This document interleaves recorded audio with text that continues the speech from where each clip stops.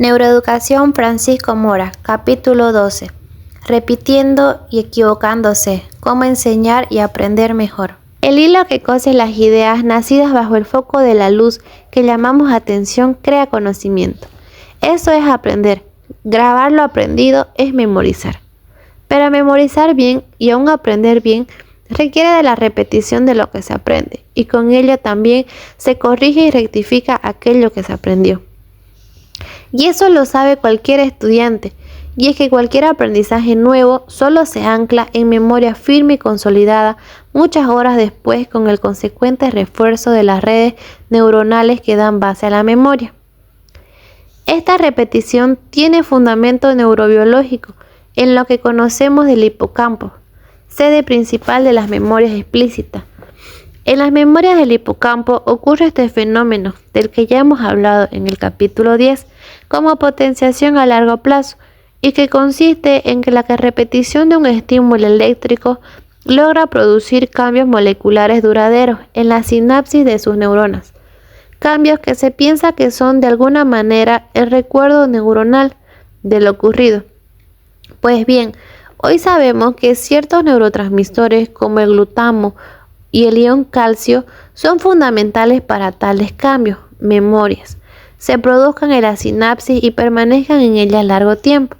Pero volvamos a la repetición como fenómeno conductual y cognitivo. Repetir quiere decir reevaluar y hasta equivocarse en el proceso de aprendizaje. De hecho, habría que considerar la equivocación y el error como eventos intrínsecos al propio proceso de aprendizaje y memoria. Cuando mencioné a la jirafa entrando en un aula y captando la atención de los alumnos, podríamos pensar que ese evento, producido solo una vez en la vida de esos alumnos, se recordaría durante toda la vida. Pero no es así. Para que verdaderamente se recuerde bien un suceso, cualquiera que éste sea, se ha de repetir muchas veces. No desde luego con la repetición física de lo ocurrido, pero sí mentalmente. Y es que si el supuesto de la jirafa ocurriera, todos sabemos que lo repetiríamos verbalmente cientos o miles de veces al contárselo a todo el mundo. Y eso es lo que hace que se grabe con solidez. El cerebro pues necesita repetición de todo aquello que se tiene que aprender y recordar de modo importante. Solo con la repetición se podrá memorizar bien después y todavía quizá el resto de la vida. Todo lo dicho sería en relación a lo perceptivo, sensorial y a ese aprendizaje explícito que es la visión de la jirafa. Pero algo igual ocurre con el aprendizaje implícito. Si no más, todo el mundo recuerda cómo aprendió a montar en bicicleta. Y la repetición constante y reiterada de ese proceso, y a nivel más coloquial, todos los hemos escuchado de nuestros padres muchas veces. Por ejemplo, cuando a un niño se le enseña algo manual y en apariencia lo ha aprendido, el padre trata de repetirlo una vez más para dejarlo bien claro, pero a renglón seguido y de modo espontáneo. El niño exclama: «Déjame ahora hacerlo a mí», es decir, déjame ahora que yo lo repita y me equivoque solo. Porque es solo con la repetición hecha por el niño mismo y la rectificación de los errores cometidos como se experimenta una reacción emocional, aquella de la recompensa y el placer, y con ella se sedimenta con solidez en la memoria lo que se ha aprendido. Y es que permítanme decirlo otra vez, equivocarse es parte del proceso de aprendizaje. Todo esto también se puede observar en el niño cuando juega. El niño cuando juega y en lapso de sus tiempos diferentes, repite constantemente lo que está haciendo. No desde luego, a través de una repetición idéntica y automática, sino de manera que podríamos llamar complementaria. Esto es, desde perspectivas diferentes pero conducentes a resolver el problema el niño durante el juego y tratando de alcanzar los mismos fines como ensamblar las piezas de un juguete. Lo repite, tratando de conjuntar esas piezas, las mismas o diferentes en tiempos y secuencias distintas. Y eso es lo que hace que junto con la satisfacción final, el logro emocional que proporciona, en este caso el ensamble del juguete, se grabe más sólidamente en su cerebro. Y algo similar ocurre por supuesto más tarde, en el estudio del alumno adolescente y universitario en el proceso de razonamiento y el aprendizaje de nuevas ideas o conceptos. o en el aprendizaje de las matemáticas o las funciones ejecutivas.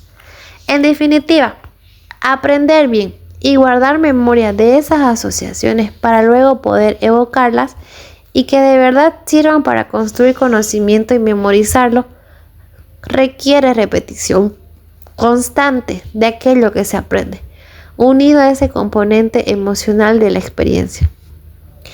Y de esto también sacamos lección provechosa.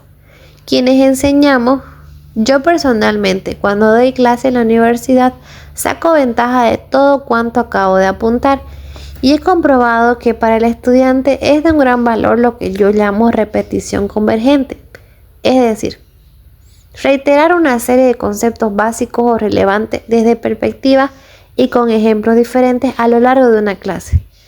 Está claro que repetir constantemente lo mismo a los estudiantes sin tener en cuenta el impacto de esto sobre la motivación es negativo. De ahí la importancia del significado emocional cuando se insiste en un mismo concepto. Esta es pues la idea, es decir, arropar o hundir los conceptos difíciles con significados emocionales que deben ser diferentes en cada uno de esas o 2-3 repeticiones de razonamiento difícil que queremos que aprenda y memorice el alumno. Es más, y esto es interesante, el beneficio de la repetición no solo recae en el que aprende, sino también en el que enseña. Esto último me recuerda a Cicerón cuando escribió aquello de que para aprender bien había que enseñar. Precisamente, quienes enseñamos nos damos cuenta del valor de este acerto. Y es que en efecto, cuando uno enseña algo que previamente ha estudiado, se da cuenta de los errores que ha cometido durante el aprendizaje de aquello que creía sólido y bien aprendido. Uno estudia y se equivoca, y repite y consulta varias fuentes y contrasta, y luego se vuelve a equivocar en diferentes que después afina con más estudio. Pero es finalmente más tarde en la exposición pública ante los alumnos cuando se tiene la experiencia de haber dejado algún cabo suelto en el hilo de esa comprensión del tema, y es en ese momento, durante el discurso o razonamiento, cuando se da cuenta que aquello no estaba del todo bien hilado, y tras la clase corrige las lagunas y rectifica. E insisto, esa repetición reporta un beneficio doble, pues lo obtiene el profesor, tanto para sí mismo como para los alumnos. Y algo más sobre aprender y repetir lo aprendido, y ese algo más se refiere al sueño. Muchos datos apoyan la importancia del sueño en la consolidación de la memoria.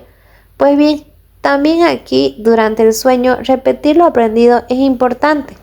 Hay experimentos muy curiosos realizados en el cerebro de pájaros, y en particular de los pájaros cantores, que avalan esta importancia de la repetición cuando durante el sueño en estos pájaros se registra la actividad eléctrica de una sola neurona, patrón de potenciales de acción, localizada en áreas cerebrales que son importantes para el aprendizaje de las canciones. El patrón de actividad que se registra es muy parecido al registrado cuando el pájaro está aprendiendo a cantar. Algo así como si el pájaro durante el sueño estuviese repitiendo y entrenando aquella canción. Esto nos lleva a la idea actual más aceptada de que durante el sueño el cerebro trabaja para cimentar, construir en bioquímica y anatomía aquello que se aprendió durante el día y que es importante para el individuo. Para terminar, quisiera reforzar la importancia de este capítulo en relación con una área cerebral como es la corteza motora suplementaria y su papel en la repetición mental de actos motores previamente muy bien aprendidos.